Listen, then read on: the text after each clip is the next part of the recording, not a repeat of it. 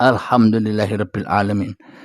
Jadi orang-orang yang makrifat itu tentunya ya orang yang sudah sholat terus menerus, maknanya dirinya tak bakal wujud tanpa wujudnya Tuhan, dirinya tak bakal hidup tanpa hidupnya Tuhan, dirinya tak bisa tiktokan tanpa tiktokannya Tuhan. Dikira tiktokan ini buatan manusia. Bila tak ada Tuhan, ya tak ada manusia. Bila tak ada manusia, ya tak akan terciptalah TikTok ini. Ya tak akan tercipta YouTube uripe Allah. Jadi semuanya sudah tenggelam di dalam lillah, semuanya tergelar atas uripe Allah. Jangan sempit pandangan tentang ma'rifatullah. Dikira orang makrifat, dikira waliullah itu orangnya di hutan nyepi sendirian. Yang dimaksud makrifatullah itu nyepi di hutan sendirian, di hutan hatinya, di dalam hatinya nyepi. Meskipun badannya kumpul ramai di pasar, kumpul orang banyak, tapi hatinya nyepi. Maknanya dia beraktivitas di dunia ini karena dengan Tuhannya. Itulah yang dimaksud nyepi itu. Itulah yang dimaksud hening itu. Itulah yang dimaksud bertapa itu. Maka percubalah kita hening bertapa ke gunung-gunung tanpa kita nyepi hati kita. Alias hati kita masih ramai dengan babakan dunia. Hati kita masih ingat anak, istri, ingat harta, ingat pangkat. Ketika kita nyepi ke gunung-gunung, ke gua-gua, tapi hatinya ramai, ya percuma. Percuma dan tak berguna. Akan tetapi yang lebih berat dan yang lebih mudah, yakni nyepi dimanapun engkau berada. Kenapa? Karena dimanapun engkau berada, dirimu sudah tak hadir lagi. Yang hadir hanyalah Allah yang mempergerakkan kalian dan yang mempergerakkan seluruh alam semesta ini. Inilah yang dimaksud nyepi itu. Nyepi di dalam keramaian. Meskipun kelihatannya ramai, toh ramainya Tuhan itu sendiri. Bukan ramainya manusia. Manusia tanpa Tuhan ya tak akan ada keramaian. Dengan Tuhanlah maka ada keramaian. Maka suhudul wahda bil kasrah wa suhudul kasrah bil wahda. Pandanglah dari yang satu kepada yang banyak dan kembalikanlah dari yang banyak kepada yang satu. Itulah orang makrifat itu, sholat terus daimun. Bagi orang yang berpahaman makrifat itu ya sudah tidak wajib syariat lagi. Ngapain sholat, ngapain ibadah wong sudah makrifat. Ini masih makrifat kemanusiaan. Manusia yang masih merasa dirinya bermakrifat. Allahnya ya tambah gaib, dirinya yang tambah nyata. Kenapa? Karena pemahaman makrifatnya masih pemahaman hawa nafsune dewe. Ini yang banyak orang salah paham di sini, sehingga ilmu hakikat makrifat, sehingga ilmu ketuhanan dicibir oleh banyak orang, dilarang oleh banyak orang. Kenapa? Karena banyak orang yang salah paham, karena banyak orang yang belajar ilmu hakikat dan makrifat, belajar sendiri, sehingga iblis dan setanlah yang membimbingnya. Sehingga di dalam bimbingan iblis dan setan, manusia yang merasa bermakrifat pasti melihat orang lain itu rendah semua.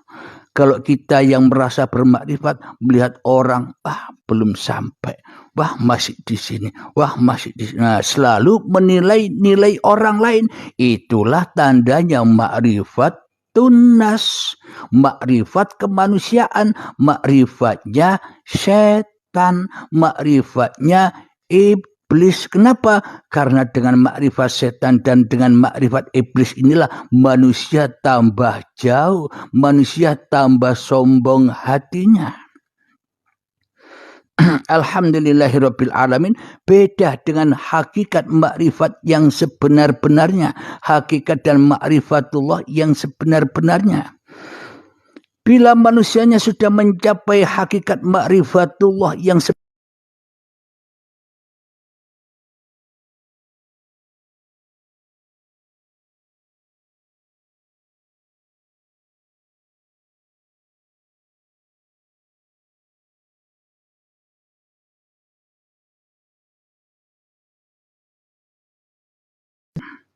itulah yang disebut mati raib, yang banyak diimpi-impikan orang-orang ahli makrifat. Besok kepingin mati raib. Supaya apa? Supaya dikatakan, supaya disaksikan oleh manusia bahwa dirinya orang makrifat, atau supaya dikatakan orang bahwa dirinya waliullah. Badannya, jasadnya, mayatnya bisa raib, hilang.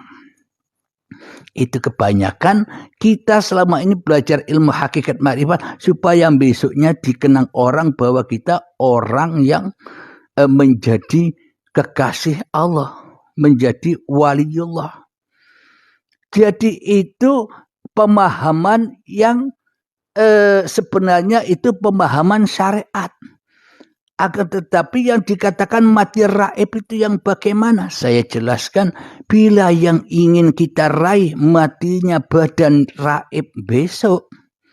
Ketika kita sudah mati, meskipun terjadi sungguhan keraiban badan kita, apakah kita tahu kalau badan kita besok mati raib? Apakah kita tahu besok bahwa badan kita masih utuh? Apakah kita tahu bahwa orang-orang besok menghormati kita? Meskipun jasad kita besok jadi bangkai, bau, jadi tulang belulang, apakah juga kita tahu? Kita menginginkan apa-apa yang tidak kita ketahui. Meskipun badan kita besok jadi batang atau jadi bangkai, kita pun juga tidak tahu. Ngapain ditakut-takuti? Meskipun badan kita besok raib sungguhan, kita ya tak bisa menyaksikan. Ngapain dicita-citakan atau dicari-cari? Padahal hakikat mati raib itu ya sekarang ini bisa kita rasakan dan bisa kita nikmati. Ketika diri manusiamu sudah raib di dalam hatimu, yang ada hanya Allah, maka itulah yang dimaksud mati raib itu.